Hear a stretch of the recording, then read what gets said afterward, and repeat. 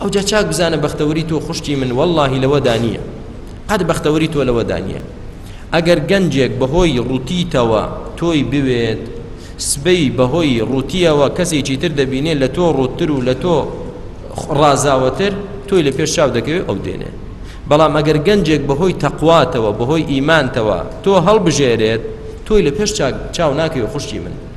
کەواتە خۆت داپۆشە، جوانیەکانت نیشانی کەس مەدە. با گەنجێک تۆ هەڵبژێرێکە ئەو گەنجە لە خواترسە، لەبەر ئیمان و ئەخلاقت تۆ هەڵبژێرێ، ئەو کاتت ئیمان و ئەخلاقی تۆ هەردەمێنێت تا قیامەت وازت لێ ناهێنێ و ڕێزت دەگرێت. بەڵام وەڵا چونکە لاشەت جوانە، ئێ 2-3 ساڵی تر لاشەی تۆ جوانە، با 1-2 مناڵت ببێت، جا بزانە ئەو پیاوە چۆن ئیهمالت دەکات و لاشە جوانێکی تر دەبینێتەوە تۆ زەڕبی سفر دەکرێت و فڕێدرێتە سەلەی مهمەلاتەوە. کەواتە زەرەرت کرد.